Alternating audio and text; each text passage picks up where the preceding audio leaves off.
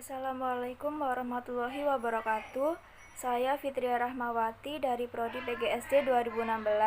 Di sini saya akan mempresentasikan tentang hasil penelitian saya yang berjudul Penerapan Metode Mind Mapping pada materi organ pencernaan hewan kelas 5 SDN Menanggal 601 Surabaya. Latar belakang dari penelitian saya yakni pendidikan bertujuan untuk meningkatkan ilmu pengetahuan dan mengembangkan potensi peserta didik guna membentuk kepribadian yang baik, serta membantu peserta didik mempersiapkan kemampuan diri dalam berperan secara tepat di kehidupan bermasyarakat. Pembelajaran di sekolah saat ini sudah berbasis kurikulum yang mana di dalamnya berisi model, metode, strategi, teknik, dan taktik, serta media pembelajaran guna menciptakan suasana belajar yang sesuai. Salah satu metode pembelajaran yang dapat digunakan adalah metode mind mapping, yaitu teknik mencatat kreatif yang menuangkan konsep atau ide ke dalam sebuah gambar atau coretan. Model pembelajaran yang cocok pada metode tersebut adalah model pembelajaran discovery learning, yakni model pembelajaran yang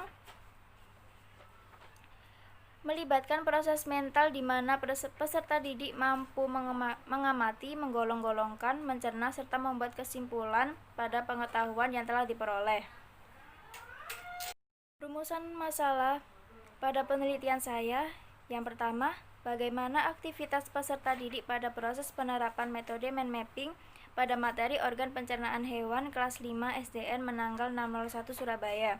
Yang kedua, bagaimana hasil belajar siswa pada penerapan metode mind mapping pada materi organ pencernaan hewan kelas 5 SDN Menanggal 601 Surabaya. Lalu tujuan penelitian saya, yang pertama, untuk mengetahui aktivitas peserta didik pada proses penerapan metode mind mapping pada materi organ pencernaan hewan kelas 5 SDN Menanggal 601 Surabaya. Yang kedua, untuk mengetahui hasil belajar peserta didik pada penerapan metode mind mapping pada materi organ pencernaan hewan kelas 5 SDN Menanggal 601 Surabaya. Jenis penelitian yang saya gunakan adalah kuantitatif deskriptif, yakni metode penelitian yang menggunakan kuantitatif atau statistik namun dijabarkan melalui gambaran-gambaran sebuah peristiwa. Kemudian, populasi pada penelitian saya yakni siswa kelas 5 SDN Menanggal 601 Surabaya. Sampel pada penelitian saya yakni siswa kelas 5A SDN Menanggal 601 Surabaya. Teknik pengambilan sampel yang saya gunakan yaitu teknik sampling purposif, yang mana pada pengambilan sampel tersebut menggunakan teknik pertimbangan tertentu. Kemudian teknik pengumpulan data pada penelitian saya ada dua, yakni observasi peserta didik dan tes hasil belajar. Kemudian teknik analisis data, yang pertama analisis data uji validasi, saya menggunakan rumus rata-rata, yakni rata-rata sama dengan jumlah skor per banyaknya aspek. Yang kedua, analisis hasil observasi peserta didik, saya menggunakan rumus presentase, yakni P sama dengan F per N kali 100%. Yang ketiga, analisis data tes hasil belajar, saya menggunakan rumus ketuntasan klasikal, yakni ketuntasan klasikal sama dengan jumlah siswa tuntas per jumlah siswa seluruhnya dikali 100%. Hasil penelitian dan pembahasan pada penelitian saya, yang pertama, penerapan metode mind mapping mendapatkan skor sebesar 29 dengan skor maksimal sebesar 32 dan memperoleh hasil persentase sebesar 90,6% yang menunjukkan kategori sangat baik.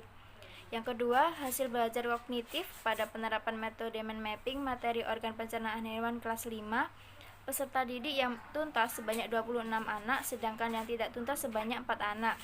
Ditinjau dari aspek ketuntasan dengan perbandingan nilai ketuntasan minimal atau KKM di SDN Menanggal 601 Surabaya, maka peserta didik dikatakan tuntas secara klasikal dengan persentase sebesar 86,6 termasuk dalam kategori sangat tinggi. Jadi kesimpulan pada penelitian saya yakni yang pertama, aktivitas peserta didik dalam proses penerapan metode mind mapping pada materi organ pencernaan hewan memperoleh hasil dengan kategori sangat baik. Yang kedua, hasil belajar peserta didik pada penerapan metode mind mapping materi organ pencernaan hewan memperoleh hasil dengan kategori sangat tinggi. Sekian presentasi dari saya. Kurang lebihnya mohon maaf. Wassalamualaikum warahmatullahi wabarakatuh.